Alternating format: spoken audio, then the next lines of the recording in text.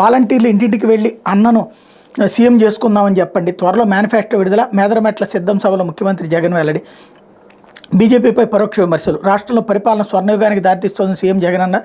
అధికారం అంటే తనకు వ్యామోహం లేదని, అది పోతుందనే భయం ఎప్పుడూ లేదని రాదని పేర్కొన్నారు. రానున్న ఎన్నికల్లో పార్టీ కార్యకర్తల, నాయకుల, అభిమానులు, వాలంటీర్ల పాత్ర ఎంతో కీలకమని, మళ్ళీ జగనన్నే ముఖ్యమంత్రిగా తెచ్చుకుందామని ప్రతి గడప గడపకు వెళ్ళి చెప్పాలని సూచించారు. ఒక్కసారి నా వీడియోలు ఫాలో అయ్యేటువంటి వాళ్ళకి ఇదే మొక్క నేను చెప్పా, ఖచ్చితంగా రేపు రాస్తారు చూడండి అన్నటువంటిది. ఏది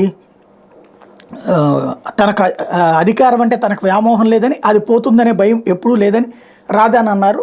కాబట్టి అదే హైలైట్ చేస్తారు వీళ్ళు. అంటే పడిపోతున్నాడు అన్నటువంటి భయంతో మాట్లాడుతున్నాడని చూడండి. అట్లాగే ఖాళీ కుర్చీలు చూపెడతారు చూడండి అన్నటువంటి. అంటే వాస్తవంగా ఒక జర్నలిస్ట్గా ఆ మొక్క చెప్పుకోవడానికి ఒకప్పుడు గర్వంగా ఫీల్ అయ్యేవాళ్ళం.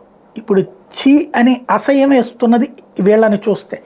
వీళ్ళ వెధవాయిత్వంతో మొత్తం వ్యవస్థే వెధవాయిత్వం కింద మారింది. ఇక్కడ చూడండి, జగన్ క్లోజ్ ఫోటో. ఒక లక్షలాది మంది, కనీసం ఒక 10 లక్షల మంది అటెండ్ అయిన సభకి అటెండ్ అయిన ఫోటో వేయకుండా ఉట్టి క్లోజ్ ఫోటో. పోనీ లోపల పేజీల్లో ఏమన్నా వేసారేమో అని చెప్పి చూస్తే లోపల పేజీల్లో ఇదిగో ఉట్టి జగన్కి సంబంధించిన క్లోజ్ ఫోటో ఒకటి అంతే.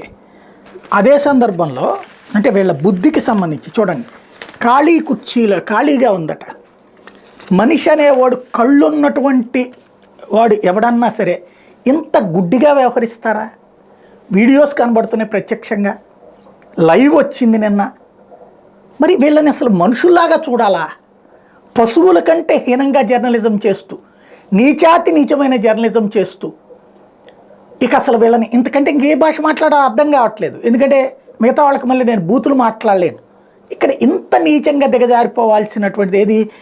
ముందు ఫోటోగ్రాఫర్లకు ఖాళీగా ఉంచేటటువంటి ప్లేస్ను, లేకపోతే ఖాళీ అయిపోయిన తర్వాత తీసినట్టున్నారు ఫోటో. ఇది చూస్తుంటే ఎక్కడో వెళ్ళిపోయిన తర్వాత ఫోటో తీసేసి దాన్ని వేస్తున్నటువంటి దౌర్భాగ్య పరిస్థితి. వీళ్ళని ఇంకా మనుషులు అనాలా, పశువులు అనాలా? పశువుకి ఇంకా చాలా వాల్యూ ఉంటుంది, అది సమాజానికి చాలా పనికి వచ్చేటువంటిది. ఇది చివరికి పంది కూడా పనికి వస్తుంది సమాజానికి.